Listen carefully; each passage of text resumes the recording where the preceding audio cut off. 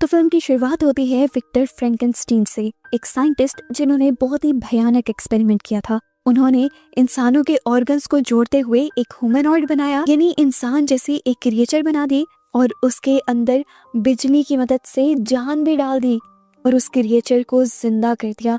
ये क्रिएचर ऐसा था कि कभी मर नहीं सकता था और उसकी ताकत कहीं ज्यादा थी, इतनी ज्यादा कि जिसका अंदाजा विक्टर को खुद भी नहीं था। उसके जिंदा होते ही उसकी ताकत देखकर विक्टर खुद उसकी ताकत से डर गया, इसीलिए विक्टर ने खुद ही उसे मारा और मम्मी की तरह पट्टियों में लपेट कर उसे पानी में फेंक दिया। पर वो इस बात से भी अनजान था कि उसकी बनाई हुई ये क्रिएचर इमोर्टल है, मर नहीं सकती। कुछ ही देर में पानी में गिरी हुई इस क्रिएचर को होश आ गया और उसने अपने साथ होने वाले इस बुरे सलूक का बदला लेने की ठानी। वो विक्टर के घर गया और बेदर्दी से उसकी वाइफ को उसने मार डाला, ये सोचते हुए कि विक्टर ने भी ऐसे ही उसे मारा था। कि देखकर विक्टर को इतना गुस्सा आया कि वो भी अपनी बनाई हुई क्रिएचर को मारने के लिए दोबारा उसके पीछे गया, पर वो क्रिएचर बर्फानी तूफान के अंदर था। विक्टर तो ये तूफान, ये सर्दी बर्दाश्त न कर पाए और वहीं मर गए। पर इस क्रिएचर के लिए मौसम भी कोई चीज नहीं थी, उसको किसी भी किस्म का दर्द नहीं होता था। मरे हुए विक्टर को देखकर इस क्रिएचर के अंदर इमोशंस जागे। विक्टर से बेशक उसे नफरत की थी, पर विक्टर ने ही उसे बनाया था, इसीलिए उसने विक्टर के आखिरी राइट्स अच्छे से पूरे किए और उसे उसके फैमिली के साथ दफना दिया। इस क्रिएचर को ये बात नहीं पता थी कि इस टाइम तक उसके ऊपर नजर रखी जा रही थी, उसके बार बार जिंदा होने को और उसके दर्द और तकलीफ सहने की पावर को कोई नोटिस कर चुका था। पता चलता है कि ये सब डीमंस हैं जो इस क्रिएचर से बहुत ज्यादा इम्प्रेस हो गए हैं और इस क्रिएचर को अपने ग्रुप का हिस्सा बनाना चाहते हैं। पर ये क्रिएचर उनके साथ जाने से जब मना कर देता है तो ये डीमंस उसी के साथ लड़ने लग जाते हैं। पर ये क्रिएचर भी कम ताकतवर नहीं था, एक के बाद एक वो डीमन को उठा कर दीवारों पे पटकता है और उन्हें मार देता है। लेकिन तब उसका सामना होता है एक ऐसे डीमन से जो कहीं ज्यादा ताकतवर था और वो उसके ऊपर भारी पड़ जाता है।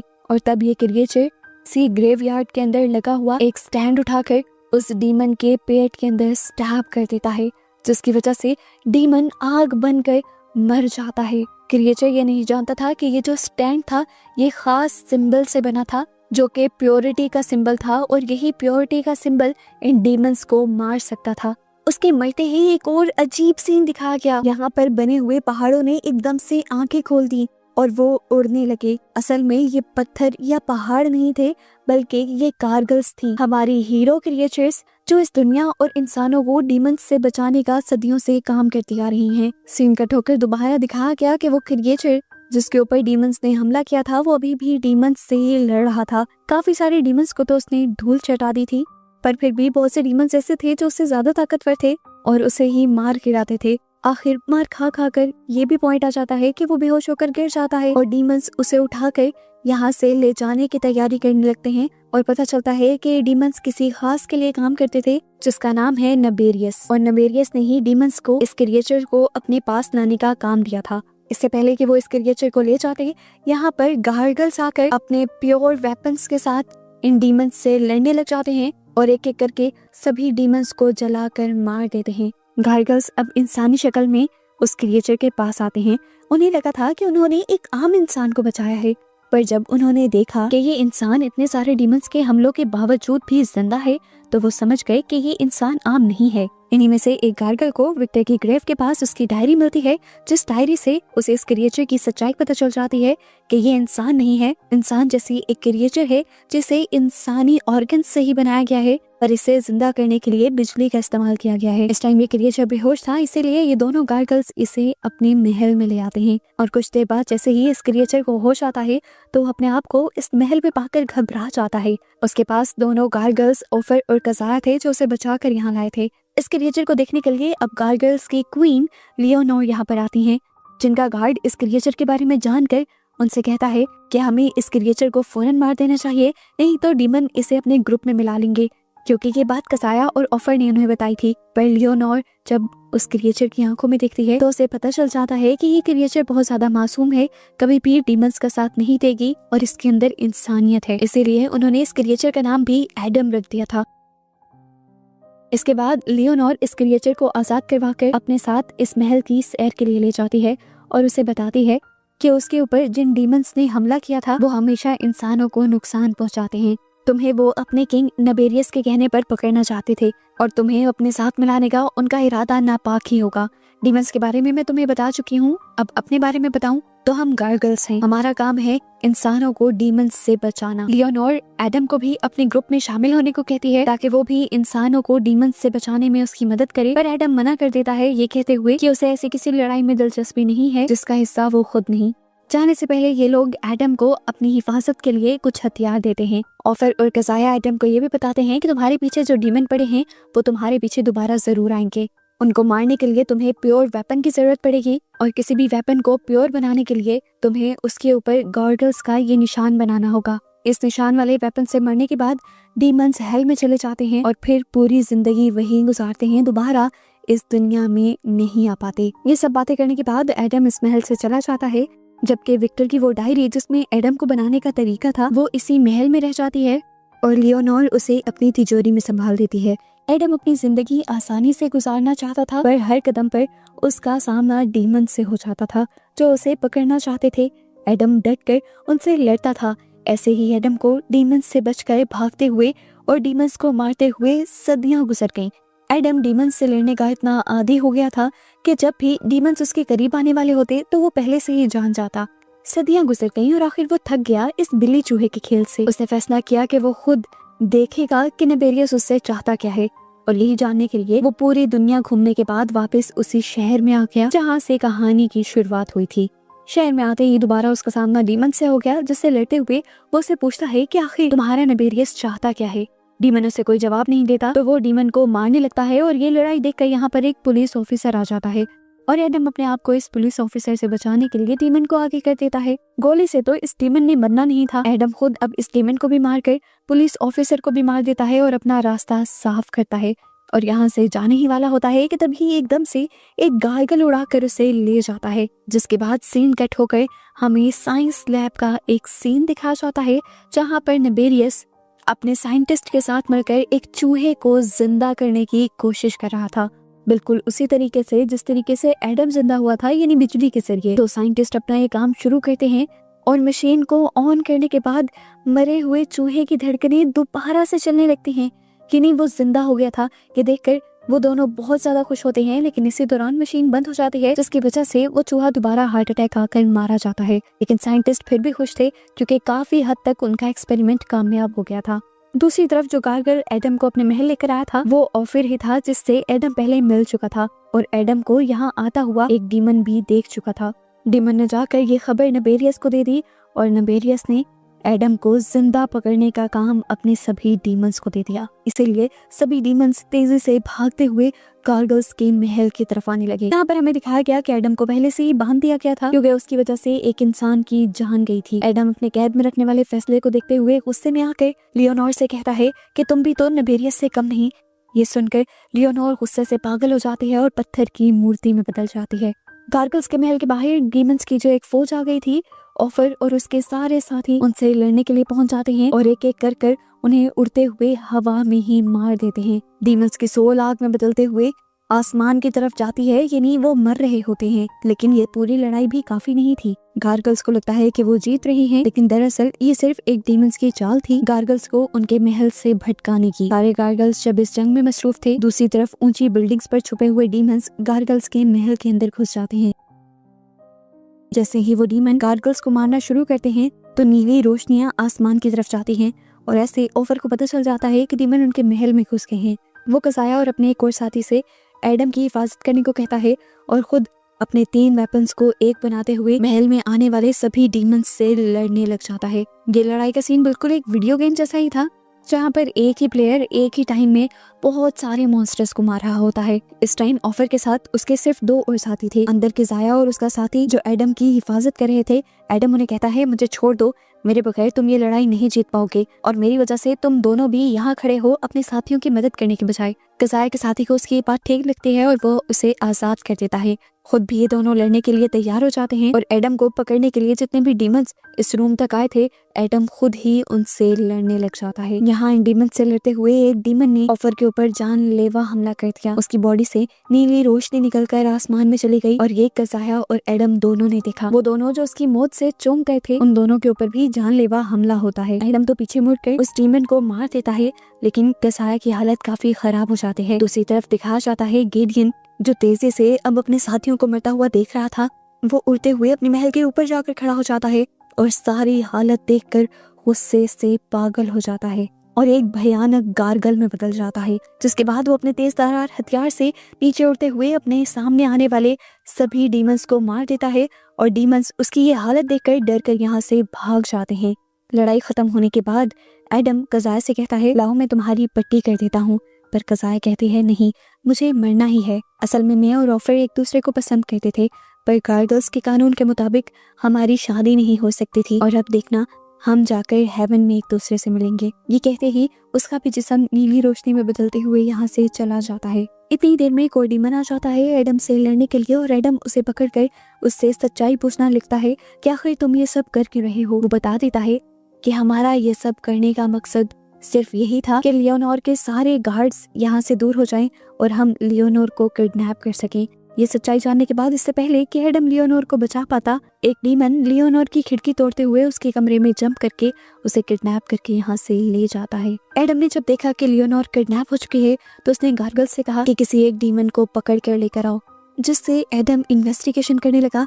पर ये डीमन तो कुछ भी बताने को तैयार नहीं था, इसलिए एडम ने डीमन को होली वाटर के अंदर फेंकने की धमकी दी। होली वाटर के करीब जाते ही डीमन का मुंह जलने लगा था।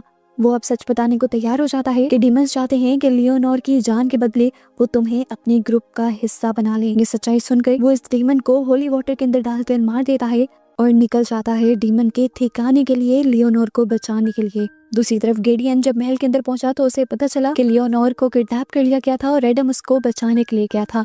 लियोनोर को बचाना उसकी पहली जिम्मेदारी थी, इसीलिए वो महल की तिजोरी खोलता है। सबके वार्न करने के बावजूद भी कि तिजोरी खोलना उनको अलाउ नहीं था।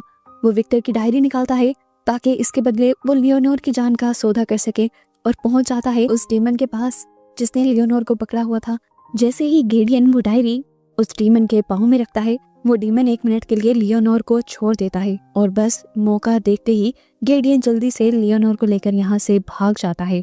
इतने में ही यहाँ पर एडम भी पहुंच गया था लियोनोर को बचाने के लिए। जिस टाइम वो बाहर से अंदर तक पहरा देने वाले सभी डीमंस को मार रहा था, दूसरा डीमन वो डायरी लेकर नबेरियस के पास भी पहुंच गया था। उस डायरी को बचाने के लिए एडम ने भी उस डीमन का पीछा किया और उसे साइंस लैब में पहुंच गया, जहां जाने पर उसे एक स्टोर दिखा, जिस स्टोर के अंदर बहुत सारे मरे हुए लोगों की लाशें मशीन के अंदर लटकी हुई थी।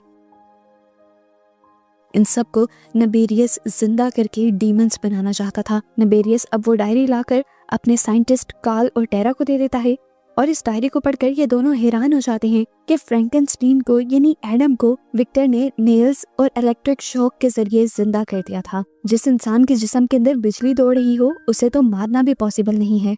एडम जो उस डायरी को ढूंढ रहा था, ऊपर से जब उसने देखा कि डायरी टेरा के हाथ में है तो उसने ऊपर से ही शीशा तोड़ते हुए जंप लगा दी। पूरे लैब के अलार्म्स बजने लगे और टेरा भी डर गई। डरते हुए उसने डायरी एडम को वापस पकड़ा दी और यहाँ पर बहुत सारे गार्ड्स भी आ गए एडम को पकड़ने के लिए।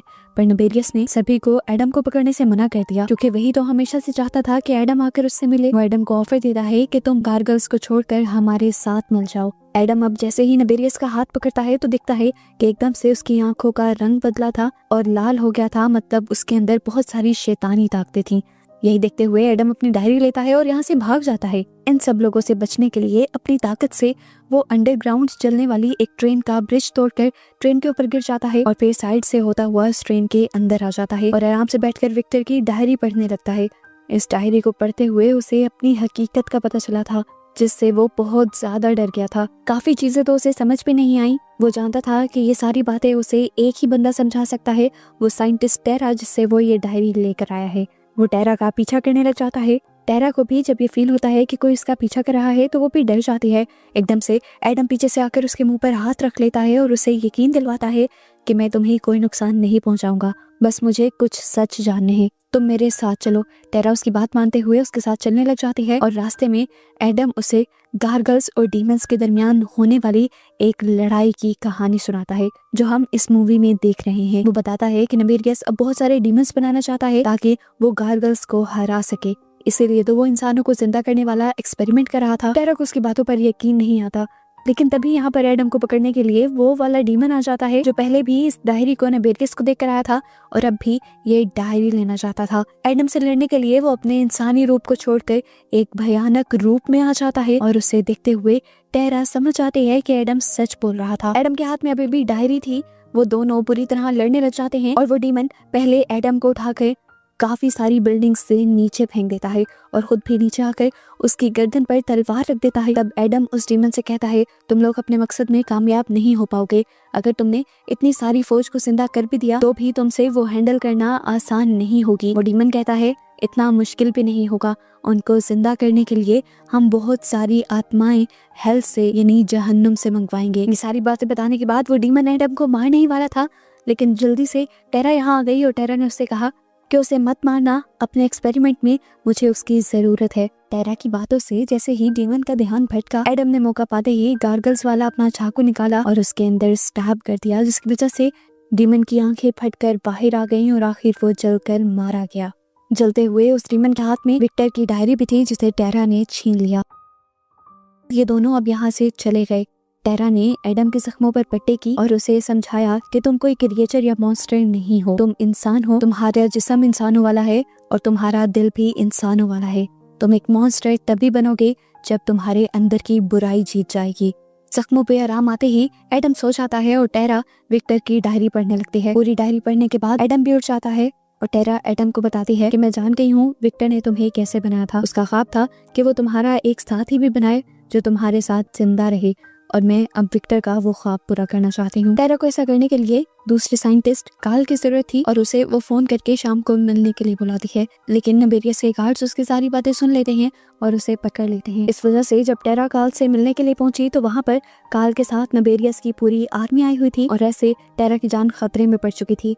ये बात एडम जानता था, इसीलिए वो फौरन गार्गल्स के महल गया लियोनोर से मिलने के लिए और उसने लियोनोर को डीमंस का पूरा मकसद बताया। ये भी बताया कि वो मरे हुए इंसानों को जिंदा करने के लिए हेल्थ से सोल्स को बुलाएंगे और एक बड़ी आर्मी बनाएंगे। वो कहता है कि ये सब टेरा ही रोक सकती है और टेरा की जान इस टाइम खतरे में है और हमें उसे बचाने के लिए जाना होगा। लियोनोर का पता नहीं क्या प्लान था। एडम के चाहते ही वो गेडियन से कहती है कि तुम एडम को मार देना और विक्टर की डायरी उससे छीन लेना। एडम जैसे ही अपने घर वापस पहुंचता है तो देखता है कि विक्टर की डायरी जमीन पर पड़ी थी। जैसे ही उसने डायरी उठाई तो कोई दीवार तोड़ता हुआ उसके कमरे के अंदर आ गया। ये गेडियन ही था गार्गल की शक्ल में, जो उसे उठाते हुए बिल्डिंग के ऊपर ले जाता है और उसे मारने के लिए सारी बिल्डिंग्स पर मारते हुए सारी बिल्डिंग्स तोड़कर नीचे आकर एक कार पर गिराता है। इससे पहले कि वो एडम को पूरी तरह मार देता, एडम चुपके से उसी का वेपन निकालता है और उसी के सीने में स्टैब कर देता है और इस तरह गेडियन मर जाता है। इधर सारे डीमंस टेरा और कार्ल को पकड़कर नबेरियस के सामने ले आए थे, लेकिन टेरा नबेरियस को उसका काम करने से मना कर देती है। गुस्से में आकर वो टेरा के बजाय उसके साथी कार्ल को मार देता है उसे ब्लैकमेल करने के लिए, और फिर टेरा से कहा कि अगर तुम्हें तुम्हारे साथी की जान प्यारी है और तुम उसका साथ वापस चाहती हो तो बिल्कुल एडम की तरह इसे जिंदा कर दो। टेरा के पास भी कोई दूसरा ऑप्शन नहीं था। वो भी विक्टर की डायरी से मिले हुए सारे नॉलेज का इस्तेमाल करती है साइंटिस्ट को जिंदा करने के लिए। जो काम टेरा इस साइंटिस्ट के ऊपर कर रही थी, पीछे चुपके से एक और साइंटिस्ट ये सारा एक्सपेरिमेंट उन सारी लाशों के ऊपर कर रहा था जिन्हें नबेरियस ने अजीबोगरीब मशीन्स के अंदर रखा हुआ था। हैरानी की बात तो ये थी कि एक्सपेरिमेंट काम भी कर रहा था, लेकिन बहुत आहिस्ता आहिस्ता। इधर एडम के दिमाग में कुछ और ही खिचड़ी पक रही थी। वो सबसे पहले गार्गल्स के महल के पास गया और जब गार्गल्स लियोनोर के हुक्म पर उसे मारने के लिए आए तो वो वहाँ से भागते हुए डीमंस के महल के पास आ गया। एक गार्गल जो उसे मारने वाला था, एडम ने उसका पंख पकड़कर उसे डीमन के महल के दरवाजे के ऊपर मारा और इस तरह सभी डीमंस को पता चल गया कि यहाँ पर गार्गल्स आ गए हैं। गार्गल्स से लड़ने के लिए सभी डीमंस भी बाहर आ गए और पीछे खड़ी हुई लियोनोर के देखकर समझ गई कि एडम ने ही उसके साथ चालाकी की थी। वो जानबूझकर इन लोगों को यहाँ लेकर आया था ताकि वो डीमंस से लड़ सकें। लियोनोर को ये भी एहसास हो जाता है कि एडम बुरा नहीं है, इसीलिए वो सभी गार्गल्स को ऑर्डर दे देती है कि एडम की मदद की जाए। साथ ही वो ये भी देखती है कि नबेरियस का दूसरा साइंटिस्ट मौका पाते ही महल से भाग रहा था क्योंकि उसे भी हमले का पता चल गया था। लियोनोर उसके पीछे चली जाती है और यहाँ पर अब एडम भी साइंस लैब के अंदर आ जाता है नबेरियस को मारने के लिए। नबेरियस उसे देखते ही अपने असली यानी डीमन वाले रूप में आ जाता है। इन दोनों की लड़ाई का फायदा उठाते हुए टेरा चुपके से अपना एक्सपेरिमेंट बंद कर देती है, लेकिन इस सब की भिनक नबेरियस को पड़ जाती है और वो टेरा को गुस्से में उठाकर उसी मशीन के ऊपर फेंकता है जिसके अंदर दूसरा साइंटिस्ट जिंदा हो रहा था और जिसके अंदर बहुत सारा करंट भी था। इससे पहले कि टेरा करंट लगकर मारी जाती, एडम उसे पकड़ लेता है, मगर इस सब के चक्कर में वो खुद उसी मशीन के ऊपर गिर जाता है और उसे बहुत बुरा करंट लगता है और उसे बहुत दर्द भी होता है। लियोनोर जो अब तक नबेरियस के इस बड़े से मेंशन के अंदर आ चुकी थी, वो भी उस रूम के अंदर जाती है जहाँ पर बहुत सारे लोगों को जिंदा करने का काम चल रहा था। वो देखती है कि काम 92% तक पूरा हो चुका था। सभी डेड बॉडीज के सर पर डीमंस वाला निशान बनाया गया था, जो एक किस्म का रिचुअल था इन बॉडीज के अंदर हेल से सोल्स को बुलाने का। बहुत सी सोल्स लाल रोशनियों के साथ यहाँ पर आने भी लगी थी और इनमें से एक बॉडी जिसका 100% काम पूरा भी हो जाता है, यानी जो 100% जिंदा भी हो जाती है, उसके अंदर डिमोनिक सोल आ जाती है और सोल के आते ही वो चीखना और चिल्लाना बंद कर देती है। उसे देखते ही लियोनोर उसे मार देती है और अपने गार्गल्स को ऑर्डर देती है यहाँ पर मौजूद सभी लोगों को मारने का। इधर नबेरियस और एडम के दरमियान में जब लड़ाई हो रही थी, तब नबेरियस एडम से कहता है, मैं जानता हूँ कि तुम्हें भी एक सोल की जरूरत है। ये कहते हुए वो उसके भी माथे पर एक शैतानी निशान बना देता है, जिसकी वजह से हेल से उसके जिस्म के लिए भी एक सोल आने लग जाती है। आते ही वो सोल एडम को इर्द गिर्द से लपेट लेती है और एडम को दर्द होने लगता है। एडम तड़प रहा होता है और नबेरियस हंस रहा होता है। फिर कुछ ही देर में वो तड़पना बंद कर देता है तो नबेरियस उससे कहता है, वेलकम टू दी हेल। इस टाइम गुस्से में आकर एडम उसके हाथों को पकड़ते हुए उसकी आंखों में आंखें डालता है और अपने माथे से अपना वो निशान मिटा देता है, ये साबित करने के लिए कि उसके अंदर कोई भी बुरी सोल आई ही नहीं थी। उसने अपने ऊपर कंट्रोल रखा हुआ था और उसकी अच्छाई ने उसे बुरा बनने ही नहीं दिया। नबेरियस ये सब देखकर हैरान खड़ा था और उसकी हैरानी का ही फायदा उठाते हुए एडम पास पड़ा एक शीशा उठाकर उसके जिस्म पर गार्गल्स का निशान बना देता है, जिसकी वजह से नबेरियस वहीं पर फट जाता है। क्योंकि उसके अंदर बहुत ज्यादा डिमोनिक पावर थी, तो उसके फटने की भी पावर इतनी थी कि पूरी बिल्डिंग टूटने लगी। उसके आसपास के डीमन भी इस ब्लास्ट की वजह से मरने लगे और गार्गल्स अपने आप को बचाने के लिए उस महल से उड़ गए। टेरा भी जो बिल्डिंग के टूटने पर नीचे गिरने वाली थी, एडम ने उसे पकड़ लिया, लेकिन इस बचाने का भी कोई फायदा नहीं था क्योंकि महल जमीन के अंदर ही अंदर धंसता जा रहा था, क्योंकि गार्गल्स ने इस बिल्डिंग की सारी बुनियादें तोड़ दी थी। लियोनोर देखती है कि जमीन के अंदर जाते जाते नबेरियस और उसके सारे साथी हेल के अंदर जा रहे हैं और पता नहीं क्यों ये सब देखते हुए वो भी उस गड्ढे में जंप लगा देते हैं। सारे गार्गल्स ये देखकर हैरान हो जाते हैं और परेशान भी, लेकिन अगले ही पल लियोनोर बाहर निकलती है एडम और टेरा को अपने पंजों में पकड़े हुए। इनको जिंदा देखकर सभी गार्गल्स बहुत ज्यादा खुश हो गए। फाइनली उन लोगों की लड़ाई खत्म हो चुकी थी, डीमंस मर चुके थे। ये देखते हुए अब लियोनोर एडम और टेरा को लेकर अपने महल आ जाती है, जहाँ पर आकर एडम लियोनोर का शुक्रिया करता है उसे उसकी जिंदगी का मकसद देने के लिए और कहता है, मुझे पता चल गया है कि आप मुझे जिंदगी में क्या करना है, मुझे इंसानों को बचाने के लिए लड़ना है। अपना मकसद मिलने के बाद वो लियोनोर का नाम दिया हुआ भी अपना बदल लेता है और दोबारा से अपना नाम फ्रैंकनस्टीन रख देता है, जो नाम उसे उसके बनाने वाले साइंटिस्ट यानी उसके डैड विक्टर फ्रैंकनस्टीन ने दिया था। और बस ऐसे ही उसे और बाकी सब लोगों को दिखाते हुए ये मूवी यहाँ खत्म हो जाती है।